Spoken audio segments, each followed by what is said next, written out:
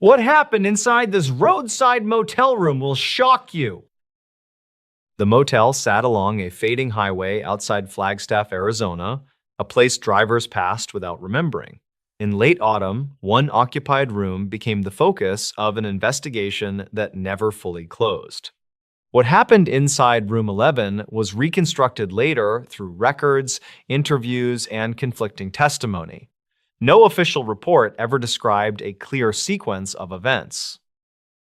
Daniel Mercer was 34 years old, a freelance wildlife photographer traveling between seasonal contracts. He checked into the roadside motel, reportedly seeking rest, before heading north to document winter migration patterns. Dispatch logs show his phone last connected to a local cell tower shortly after sunset. The front desk clerk recalled nothing unusual about him, only that he asked for a quiet room. State records confirm he paid cash for 2 nights. The second person tied to the case was Lila Henson, age 29, a substitute teacher from Prescott. County file notes state she was driving alone toward Utah to visit her sister after a school term ended. She later told investigators she stopped because her car overheated near the motel. Some locals claimed they saw her speaking with Mercer near the vending machines that evening. Investigators never confirmed whether the two knew each other before that night.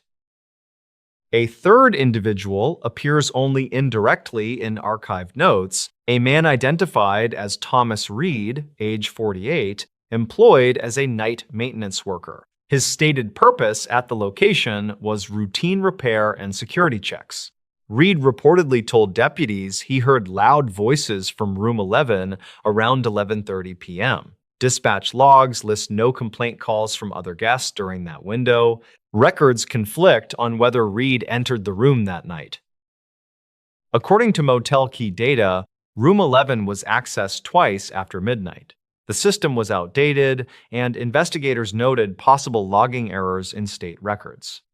Lila Henson claimed she returned to her car before midnight and slept inside it. Surveillance footage from the parking lot was overwritten within 72 hours. Some locals claimed the motel cameras never worked to begin with. Inside room 11, investigators later documented overturned furniture and a shattered bedside lamp. There were no clear signs of forced entry, according to the county file. Archived notes mention a strong metallic odor, though no source was identified. Blood traces were reportedly found, but not enough to determine injury severity. Investigators never confirmed whether the scene suggested a struggle or panic. Daniel Mercer was reported missing 2 days later when he failed to appear at a scheduled ranger checkpoint north of the city. Park Service records show his vehicle was still parked at the motel. His camera equipment remained inside the room, undisturbed according to initial inventory. State records indicate his wallet and phone were missing. No official explanation addressed why he would leave essential gear behind. Lila Henson was questioned once and released without charges. She reportedly told investigators that Daniel appeared nervous and distracted when they spoke briefly. She denied entering his room and said she left the property early morning. Dispatch logs confirm her car was seen on a highway camera at dawn. Investigators never confirmed whether she was alone in the vehicle. Maintenance worker Thomas Reed resigned 3 weeks after the incident. Archived notes mention inconsistencies between his written statement and later interview. He reportedly claimed he smelled ozone near room 11, a detail not supported by forensic analysis. Some locals claimed Reed avoided discussing the case afterward. State records show no further follow-up interviews were conducted. Search efforts focused on nearby Forest Service land and abandoned mining roads. Rangers found no trace of Mercer despite favorable weather conditions. County file notes mention reports of unusual radio interference during the search. Investigators never confirmed any connection between those reports and the disappearance. The case remained classified as a missing person with undetermined circumstances. In the weeks following the disappearance, investigators revisited the motel several times. County file entries describe minor structural damage behind the drywall near room 11. No explanation was given for how it occurred or when. The motel owner reportedly repaired it without documentation. Records conflict on whether samples were collected before repairs. Archive notes show that Daniel Mercer had photographed unusual animal tracks days earlier near a restricted forest area. The images were stored on a memory card recovered from his camera. Some prints appeared distorted, inconsistent with known species, according to one ranger. Investigators never confirmed whether the photos were relevant to the motel incident. State records list the images as inconclusive. A separate lead emerged involving a payphone once located across the highway. Dispatch logs recorded a brief call placed at 12:42 a.m. from that phone. The call lasted less than 30 seconds and did not connect. Some locals claimed the phone produced static even when working. Investigators never confirmed who attempted the call. The payphone was removed the following year. Lila Henson contacted authorities again 3 months later. She reportedly said she remembered hearing knocking while inside her car that night. Her statement conflicted with her earlier claim of uninterrupted sleep. County file notes show investigators questioned the change but took no action. Records conflict on whether her revised account was formally recorded. Some locals claimed stress influenced her memory. During a routine audit, state records revealed an unlogged maintenance entry for room 11. The timestamp fell between 1:15 and 1:40 a.m. Thomas Reed denied making the entry when contacted by phone. Archive notes state he ended the call abruptly. Investigators never confirmed if the system error was human or technical. The audit report offered no conclusion. Park rangers later reported finding Mercer's jacket near a seasonal creek bed. The location was 12 miles from the motel and difficult to access on foot. The jacket showed no signs of tearing or blood. Dispatch logs indicate the item was logged but not photographed. Records conflict on whether the jacket was verified by family. Investigators never confirmed how it reached the area. Some locals claimed unusual lights were seen near the tree line that same week. These reports were included in archive notes but marked as unverified. Investigators attributed them to distant vehicles or equipment. No formal interviews were conducted regarding the sightings. State records show no attempt to correlate times or locations. The claims remained anecdotal. A private investigator hired by Mercer's family reviewed county files 2 years later. His report noted missing timestamps and altered page numbers. He reportedly suggested evidence handling errors rather than misconduct. Investigators never responded publicly to his findings. State records acknowledge receipt of the report without comment. The family declined further interviews. Room 11 was eventually renumbered during a motel renovation. No plaque or marker references the incident. New management stated they were unaware of the case details. Archive notes confirm original records were boxed and stored off-site. Some locals claimed guests still request Room 11 out of curiosity. Investigators never monitored those requests. As of 2024, Daniel Mercer remains missing. His case file is still open but inactive, according to state records. No charges were filed and no official cause was determined. Dispatch logs end without resolution. What occurred inside that roadside motel room remains undocumented. Investigators never confirmed whether anyone else knows more than what was recorded. In later years, former motel guests came forward with fragmented memories. One truck driver reportedly recalled hearing a sharp impact against a wall that night. He said it sounded heavier than a door slam. His statement was never added to the official county file. Records conflict on whether investigators considered him a credible witness. Archived weather data shows temperatures dropped rapidly after midnight. Investigators noted exposure risk if Mercer had left the motel on foot. No footprints were documented around the building despite soft ground conditions. State records list this as an oversight rather than evidence. Some locals claimed wind erased any traces before sunrise.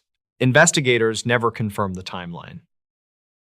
A forensic review of the room occurred 6 months later. By then, furnishings had been replaced and walls repainted. Archive notes indicate trace testing was no longer possible. Investigators acknowledged the delay, limited conclusions. County file entries suggest budget constraints influenced the timing. No supplemental report followed the review. Dispatch logs show one unanswered radio transmission from a ranger unit during the initial search. The transmission contained only static and cut off abruptly. Investigators attributed it to terrain interference. Some locals claimed similar interference occurred near abandoned mine shafts. State records do not show further investigation into that claim. The matter was closed administratively. Daniel Mercer's family continued informal searches for several summers. They reportedly focused on water sources and game trails he might follow instinctively. No personal items were recovered during these efforts. County file notes mention family frustration with limited cooperation. Investigators never confirmed whether all search data was shared. Records conflict on agency coordination. Lila Henson eventually relocated out of state. A brief follow-up interview was conducted by phone. She reportedly said she avoided thinking about the motel entirely. Her tone was described as controlled but hesitant in archived notes. Investigators never classified her as a suspect. No further contact was recorded. Thomas Reed was later linked to unrelated employment disputes. None involved criminal allegations, according to state records. Archived notes mention difficulty locating him for additional questioning. Investigators never issued a subpoena. Some locals claimed he changed his name. That claim was never verified.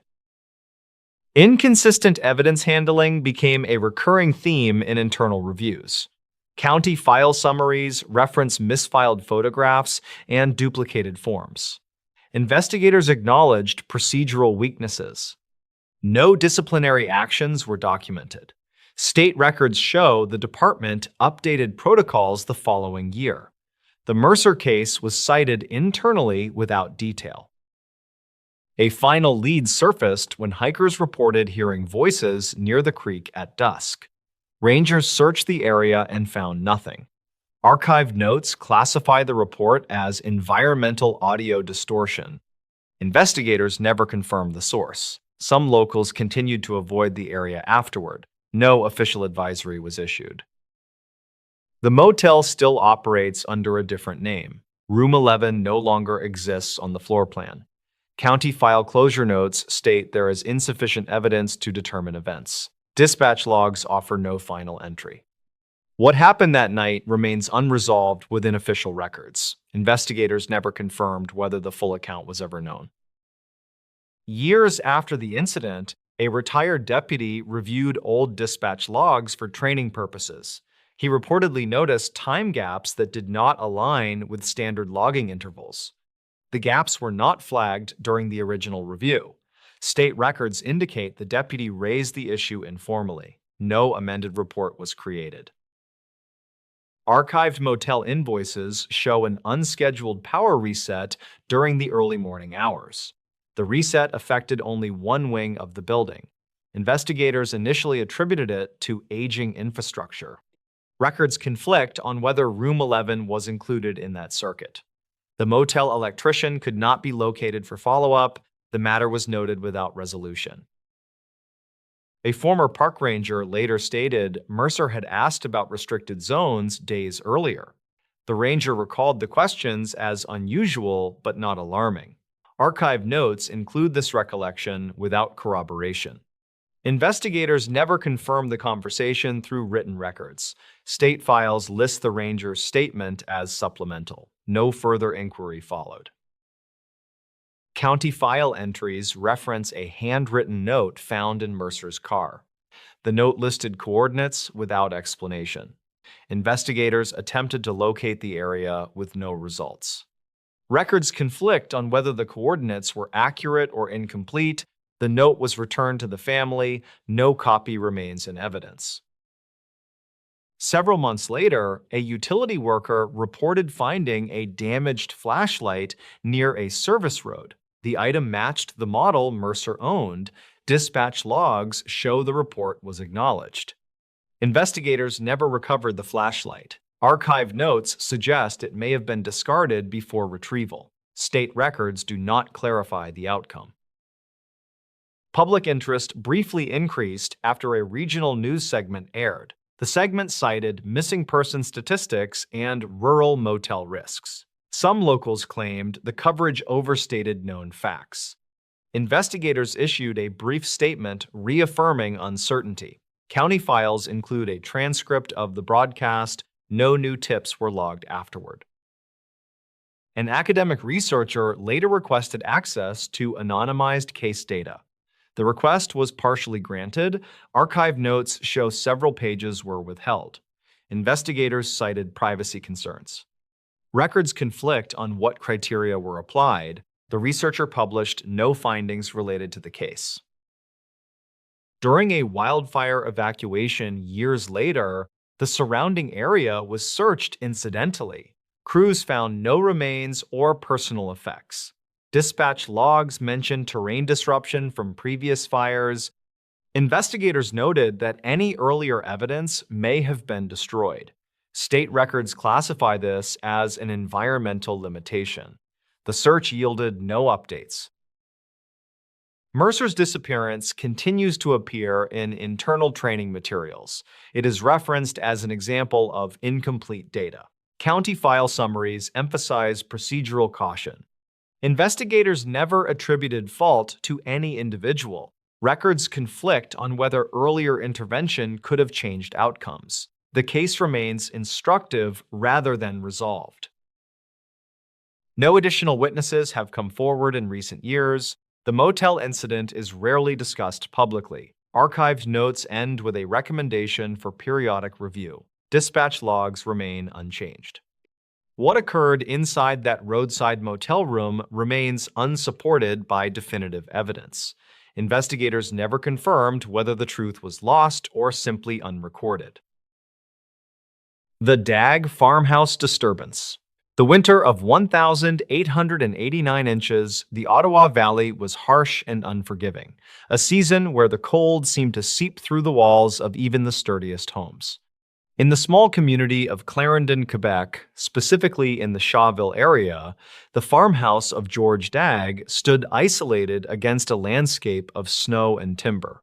It was a modest structure, typical for a hardworking farmer trying to support a wife, 2 young children, and an adopted girl named Dinah. For years, the rhythm of life at the Dag farm was dictated entirely by the demands of agriculture and the weather. There was nothing to suggest that this specific plot of land would soon become the center of a chaotic and terrifying series of events that would draw witnesses from across the region and leave a permanent mark on local history. The trouble did not begin with a storm or a sudden accident, but with small domestic anomalies that were easy to dismiss at first. It started in September, a time when the harvest work usually occupied every waking thought of the household. The first sign that something was wrong was purely financial, or so it seemed. George Dag found a banknote he had left on a dresser torn into pieces. It was a frustrating discovery, one he initially blamed on a mischievous child or perhaps a rodent, though the tears looked deliberate. He pieced the money back together and tried to put it out of his mind. But the atmosphere in the house began to shift rapidly after that. The air felt heavier, and the family started noticing strange stains appearing on the floorboards. It looked like red paint or blood, appearing in spots where no one had been standing. George scrubbed the floors, confused but not yet afraid. He asked his wife Susan if she had spilled anything, but she was just as baffled as he was. The stains would be cleaned away only to reappear hours later in a different pattern. It was a nuisance, a bizarre housekeeping issue that defied explanation, but it was not yet threatening. As the weeks pushed toward November, the activity escalated from passive stains to active movement. The family would be sitting at dinner when a jug of milk would slide across the table on its own. It did not tip over immediately, but moved with a steady, deliberate friction against the wood before crashing to the floor. The sound of shattering pottery became a common backdrop to their evenings. Objects that had sat on shelves for years suddenly seemed to lose their grip on gravity. A jar of pickles flew from a cupboard and smashed against a wall while the family was in the next room.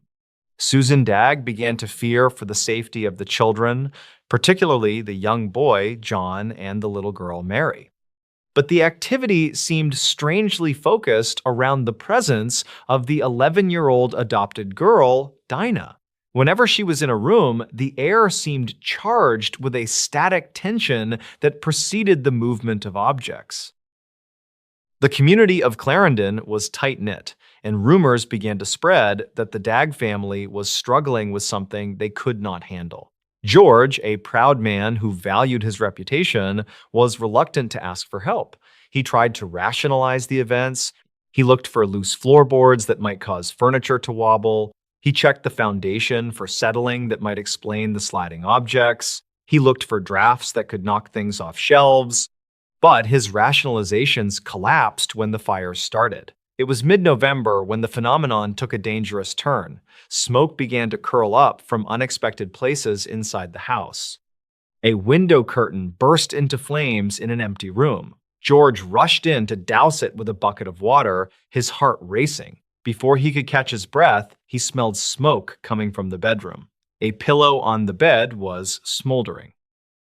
These were not sparks from the fireplace. The fire started in the middle of fabrics, far from any heat source. Over the course of a single day, the family had to extinguish nearly 10 separate fires. They broke out in clothing, in bedding, and even in piles of paper. The terror was immediate and visceral. This was no longer a curiosity. The house itself seemed intent on consuming them. Exhausted and fearing they would burn to death in their sleep, George made the decision to evacuate the main house. He moved his family into a shed on the property, hoping that the distance would provide safety. They carried only the essentials, leaving the haunted farmhouse to stand dark and empty in the cold November night. But the reprieve was short-lived. The phenomena followed them. The shed offered no protection. As the family huddled together, stones began to rain down on the roof. It sounded like a hailstorm, but the sky was clear. Then, the stones started coming inside. They did not seem to be thrown through the door or windows in a normal trajectory. Witnesses described the stones as appearing in midair or dropping straight down from the ceiling. They were smooth river stones, some small, some large enough to cause serious injury. George went outside, scanning the perimeter of the property, convinced that someone was playing a cruel prank. He expected to find a group of local boys hiding in the bushes or behind the barn. He found no one. The snow around the shed was undisturbed, yet the stones continued to batter the structure. Desperation drove George to seek help from the wider community. He realized that if he did not get outside verification, people would think he had lost his mind. He invited neighbors to come and see for themselves. At first, people were skeptical. They arrived expecting to find a family gripped by hysteria or a hoax orchestrated by the children. What they found silenced their doubts. Arthur Smart, a local skeptic, arrived at the farm determined to expose the trickery. He stood in the main room of the farmhouse, which the family had cautiously re-entered during the day. As he stood there, a stone the size of a hen's egg flew across the room and struck him. He could not determine the source. He watched as a wash basin rose from its stand and crashed to the floor. Smart left the farm shaken, his skepticism replaced by a deep unease. Word reached a man named Percy Woodcock, a well-known artist and an amateur investigator of the unexplained who was staying in Brockville. Woodcock was a man of education and intellect, not easily swayed by country superstitions. He heard the reports coming out of Clarendon and decided to travel to the Dagg farm to document the events firsthand. He arrived with a notebook and a critical eye, prepared to dismantle a fraud. Instead, he became the primary chronicler of one of the most intense hauntings in Canadian history. Woodcock arrived in the aftermath of the fires, just as the phenomenon was shifting into a new, more disturbing phase. The physical assaults were continuing, but now the entity was beginning to communicate. Woodcock spent days at the farm observing the family dynamics. He noted that Dinah seemed to be the epicenter. She was a quiet girl, often looking exhausted and frightened. When she was present, the activity spiked. Woodcock witnessed stones floating through the air, moving with a trajectory that defied physics. He saw them turn corners and slow down before hitting a target. He noted that while the stones often hit people, they rarely caused significant pain, as if the force was dampened at the last second. It was terrifying, but controlled. But the most chilling aspect for Woodcock was the sound that began to emanate from the empty air. It started as a low, guttural growl, distinct from any animal native to the region. The growling evolved into a voice. It was a gruff, masculine voice that seemed to come from nowhere and everywhere at once. It did not originate from Dinah's mouth. Witnesses, including Woodcock, observed her closely while the voice spoke. Her lips did not move, and the sound often came from a corner of the room or from the ceiling. The voice was abusive and vulgar. It shouted obscenities at the family, mocked their fear, and made specific threats. It seemed to know things about the neighbors that no one else knew, revealing secrets that caused embarrassment and shock among the witnesses. This marked a turning point in the haunting. It was no longer just a force, it was a personality. Woodcock decided to engage the voice directly. He treated it not as a ghost, but as an intelligence that could be reasoned with or at least analyzed. He asked the entity what it was. The voice responded with a barrage of profanity, calling itself the devil. It claimed it was there to torment the family until they were driven out. Woodcock remained calm, recording the dialogue in his notes. He challenged the entity, asking it to perform specific tasks to prove its power.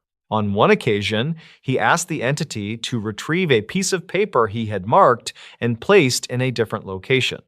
Moments later, the paper drifted down from the ceiling, landing at his feet. The interaction between the artist and the invisible presence became a bizarre battle of wills. The sheer number of witnesses grew daily. People traveled from Ottawa and surrounding townships, clogging the road to the Dag farm. They crowded into the house, hoping to see a chair move or hear the voice. The farmhouse became a theater of the impossible. One witness, a local magistrate, watched as a pane of glass in the window shattered inward, yet the shards of glass remained on the sill, not scattering onto the floor.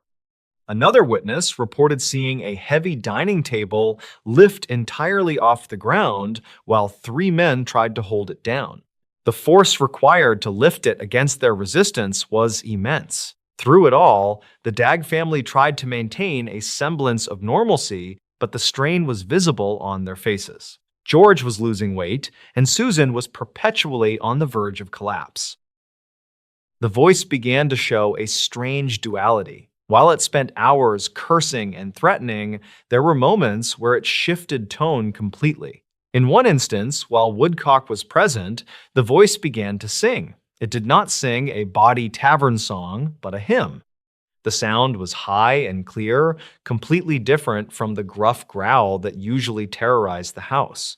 It sang "Nearer, My God, to Thee" with perfect pitch. The witnesses in the room were stunned into silence. The entity then engaged in a theological debate with Woodcock, discussing scripture and morality. This contradiction baffled the investigator. How could something that threw stones and started fires also sing hymns and discuss God? It added a layer of psychological complexity that made the case unique. Dinah, the young girl at the center, was often the target of the voice's duality. It would threaten to hurt her one moment, and then later it would claim to be her protector. Woodcock observed that the entity seemed possessive of the child. When Dinah was sent to a neighbor's house to sleep, hoping to give her some rest, the activity often ceased at the Dag farm, only to start up mildly at the neighbor's location.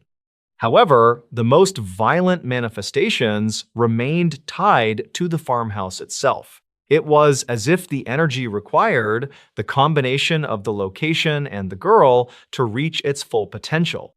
The psychological toll on Dinah was immense, yet she remained surprisingly resilient, often describing the presence as something she could feel before it acted. As December approached, the intensity of the haunting reached its peak. The fires had stopped, likely because the family had removed almost every flammable item they could spare, but the verbal harassment was constant. The entity began to claim that its time was short. It told Woodcock that it would be leaving soon. The reasons it gave were vague and conflicting. Sometimes it said it had completed its work, other times it claimed it was being forced out by a higher power. Woodcock pressed for a specific time and date. The voice gave a date in mid-November, but that passed with no change. Then it gave a date in early December. The unpredictability kept the family in a state of constant anxiety, never knowing if the quiet moments were the end or just a pause before a bigger storm.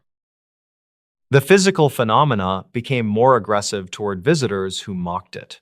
A man who laughed at the stories and dared the ghost to show itself was immediately struck in the face by a wet rag that materialized out of thin air.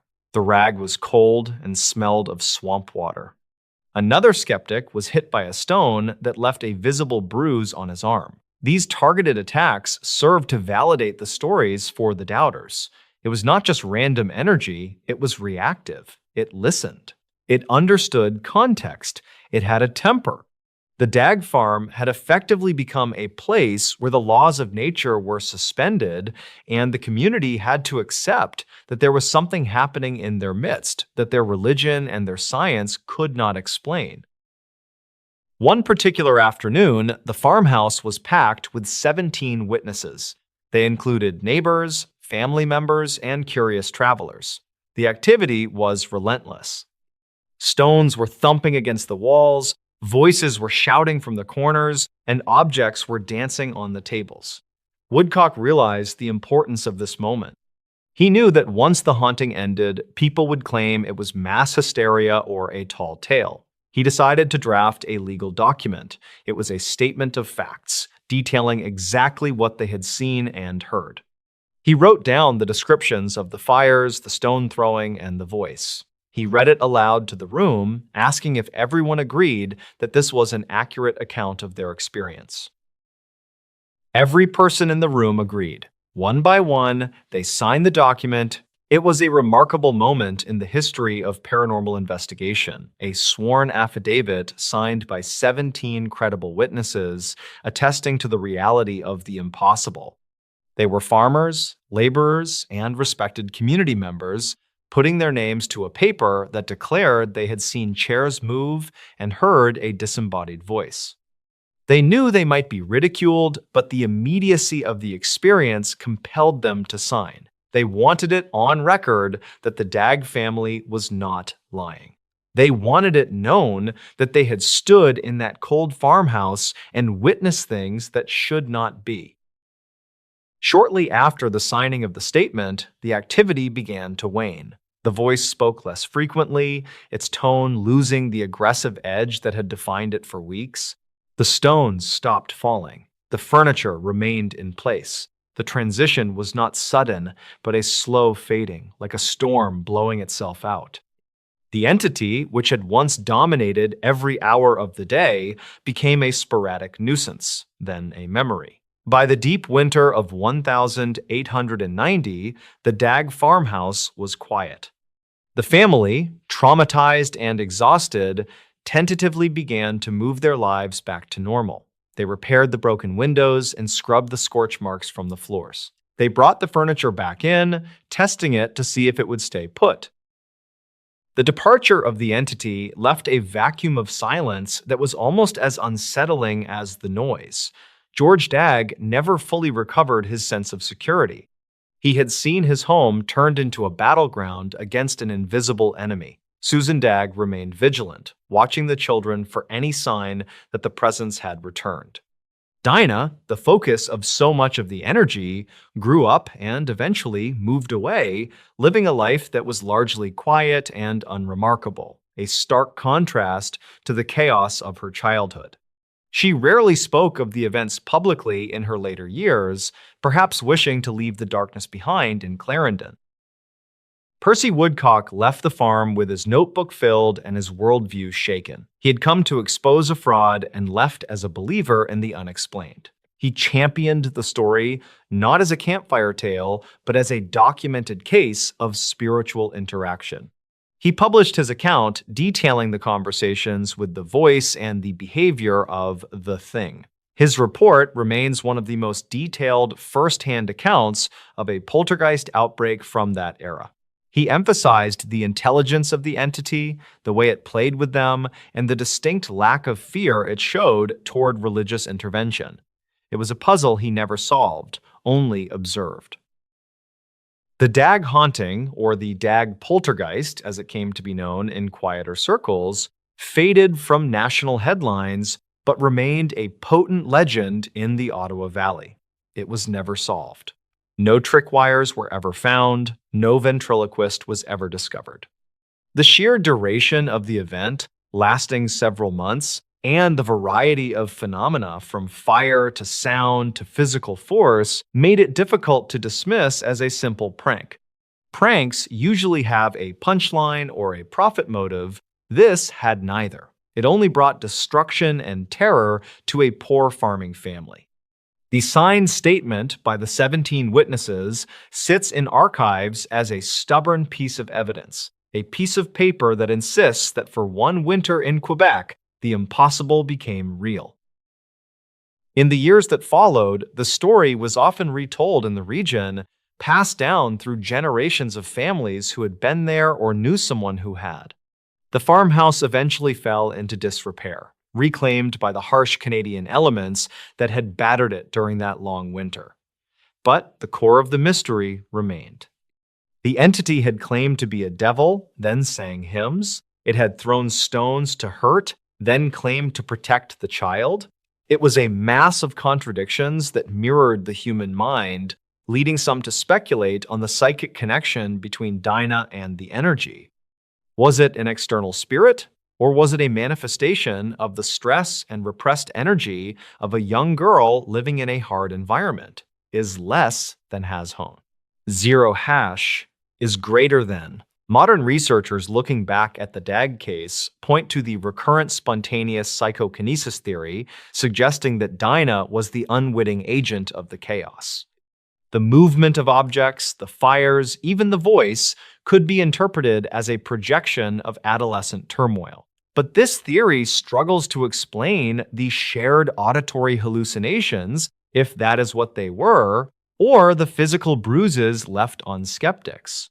The information provided by the voice regarding the secrets of the neighbors suggests an intelligence that had access to knowledge Dinah could not possibly have possessed.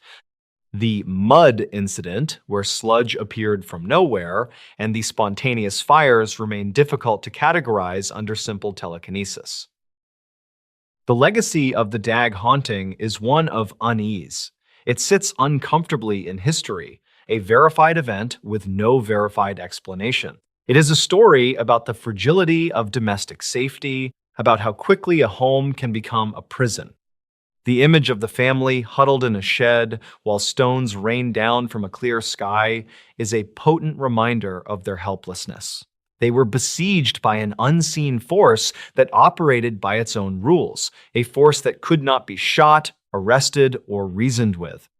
The neutrality of the winter landscape, the white snow and the gray sky, provided a blank canvas for a terror that was vivid and loud.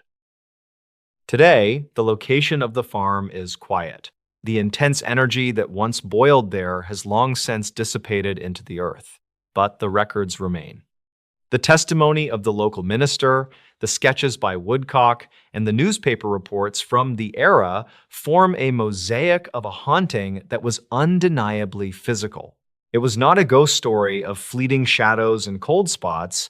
It was a violent, noisy intrusion into reality. The Dag family survived it, but they did not conquer it. They simply endured until it chose to leave. And that lack of resolution is perhaps the most disturbing element of all. It implies that such things can happen, can tear a life apart, and then simply vanish, leaving the victims to sweep up the glass and wonder why. The incident serves as a historical bookmark in the study of Canadian folklore and paranormal research.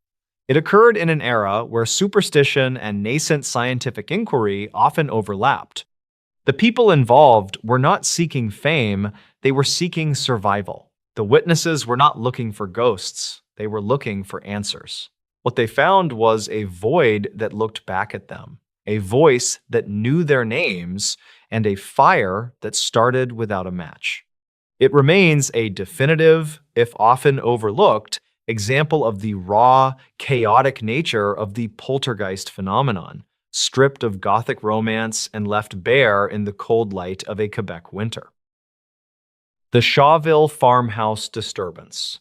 The Ottawa Valley sits along the boundary line that separates Quebec from Ontario, a region defined by its rugged terrain, dense woodlands, and a history of hardscrabble agriculture that demanded resilience from the families who settled there in the 19th century. In the late autumn of 1889, the landscape was already turning gray and brittle with the approach of winter, and the farming community of Shawville was settling into the seasonal rhythm of harvest and preparation for the deep cold. It was a place where reputation meant everything, and where the practical demands of survival left little room for superstition or flights of fancy. The people who lived there were Methodists and Presbyterians, grounded in a strict work ethic and a literal interpretation of the world around them. This context is vital to understanding the events that centered on the farmhouse of George Dag, a 30-year-old farmer who was, by all accounts, a typical, hard-working member of the community. He lived in a modest wood frame house approximately 7 miles from the village of Shawville with his wife Susan, their 2 young children, and an 11-year-old Scottish orphan named Dinah Burden McLean, whom the family had taken in to help with chores. There was nothing remarkable about the Dag farm, nothing in its history or its construction that suggested it would become the focal point of one of the most rigorously documented unexplained episodes in Canadian history. The disturbance did not begin with a storm or a dramatic omen, but with the mundane details of daily life shifting slightly out of alignment. It started on a Sunday morning in mid-September, a time when the light was clear and the house was quiet. The family noticed that a distinct, pungent smell of manure had permeated the kitchen, seemingly without a source. Upon inspection, they found smears of wet filth appearing on the floorboards, fresh and glistening, in rooms where no one had walked with muddy boots.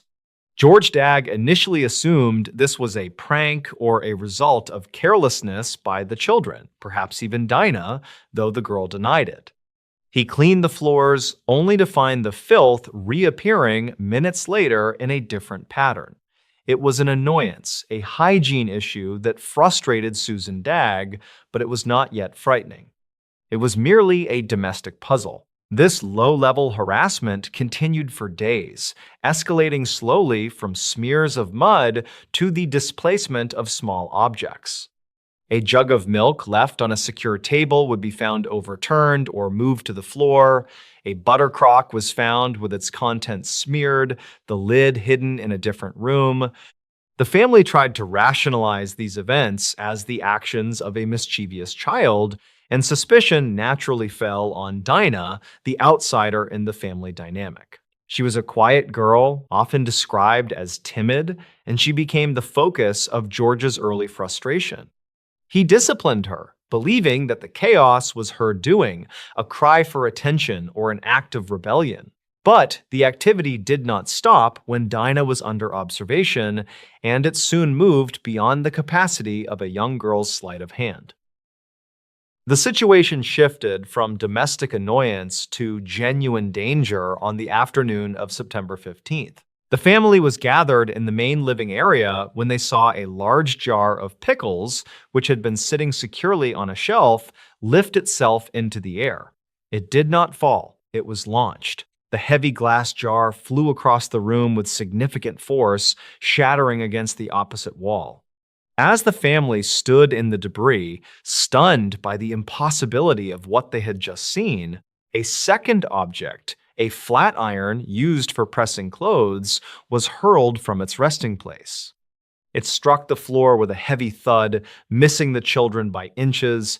This was the moment the atmosphere in the house changed from frustration to fear. George Dagg, a man accustomed to dealing with the tangible problems of farming, broken fences, sick livestock, bad weather, found himself confronting a force that had no physical form but possessed physical strength. He searched the house, looking for wires, for hidden strings, for any mechanism that could explain the movement. He found nothing. The house was structurally sound. There were no intruders. The windows were shut, the doors were bolted, and yet the interior of the home had become a firing range. The phenomenon escalated rapidly over the next 48 hours, introducing a new and far more terrifying element: fire. It began with small, inexplicable combustions. A window curtain in the parlor suddenly burst into flames. There was no fireplace nearby, no candle, no match. The fire seemed to ignite from within the fabric itself. Susan Dagg rushed to extinguish it, beating the flames out with a rug. Before the smoke had even cleared from the parlor, a second fire started in the bedroom upstairs. Then a third in the kitchen. The family spent the entire day running from room to room, battling spontaneous ignitions that targeted flammable materials, paper, cloth, bedding. The fires were not large initially, but the frequency was overwhelming. In a single day, 8 separate fires broke out within the house. The psychological toll of this constant vigilance was immense. The family could not sleep. They could not eat. They were trapped in a cycle of panic, waiting for the smell of smoke that would signal the next attack. It became clear that the house was no longer safe, and George Dagg made the decision to move his wife and children to a neighbor's home for their safety, leaving him to guard the property. But the activity did not cease with the family's departure.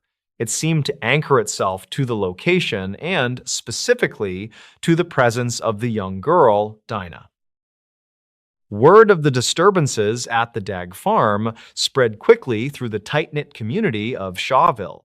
In a rural settlement, secrets were hard to keep, and the sight of the Dagg family fleeing their home drew attention.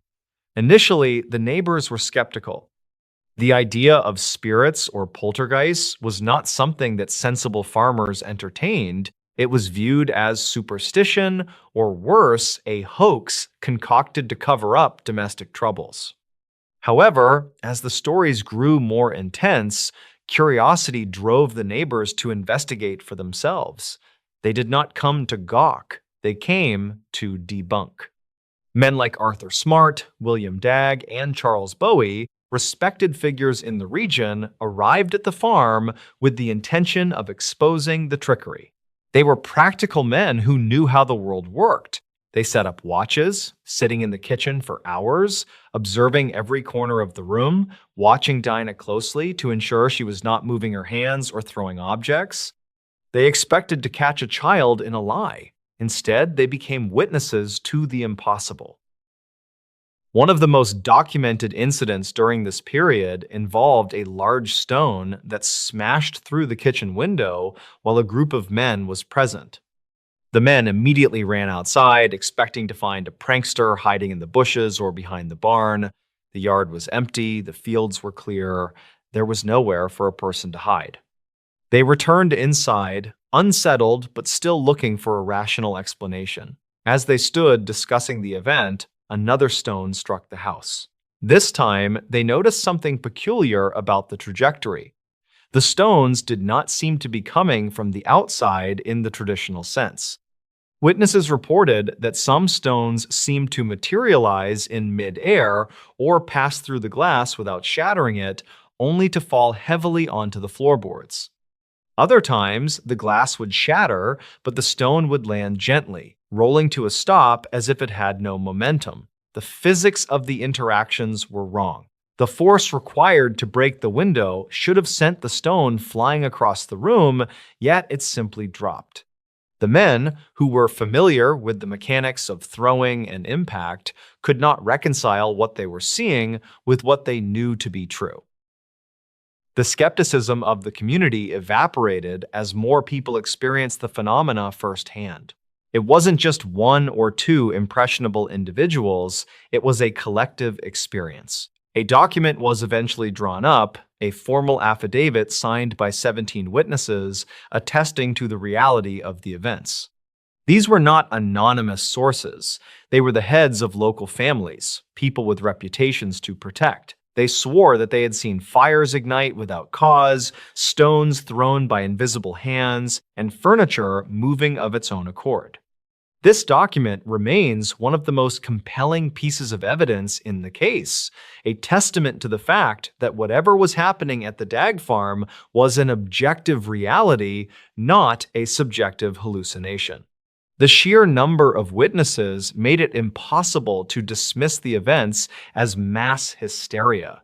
They stood in the room, they felt the heat of the fires, they dodged the flying objects, they heard the sounds. As the physical manifestations continued, the nature of the haunting evolved. It shifted from telekinetic violence to something more intelligent and communicative. A sound began to permeate the house, a low, guttural noise that initially resembled the growling of a dog or the grinding of heavy stones. Over time, this sound refined itself, sharpening into a voice. It was not a human voice, or at least it did not sound like any human the family knew. It was described as gruff, masculine, and varying in pitch.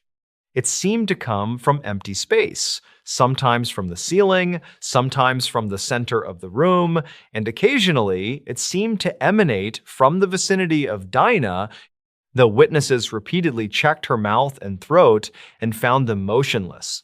The voice was crude and often obscene, shouting profanities that shocked the conservative religious sensibilities of the onlookers.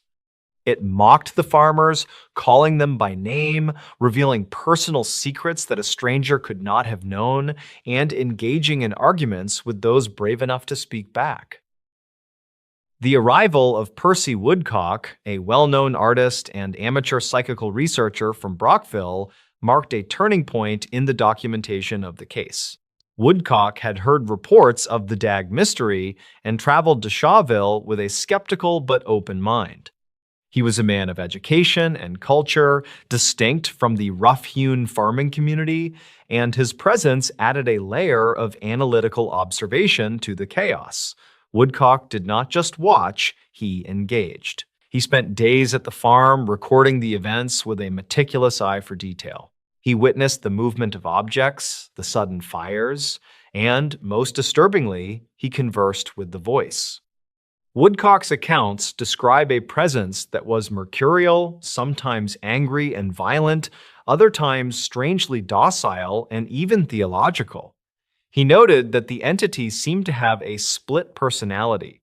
At times, it claimed to be a devil, reveling in the chaos it caused. At other times, it sang hymns with a terrifyingly beautiful clarity, its voice changing timbre to sound almost angelic. One particular afternoon, Woodcock conducted an experiment to test the intelligence and perception of the entity. He took a pencil and wrote a question on a piece of paper, hiding it from view so that no one in the room, especially Dinah, could see it. He then asked the voice to answer the question. The voice, emanating from the empty air near the ceiling, correctly answered the written query.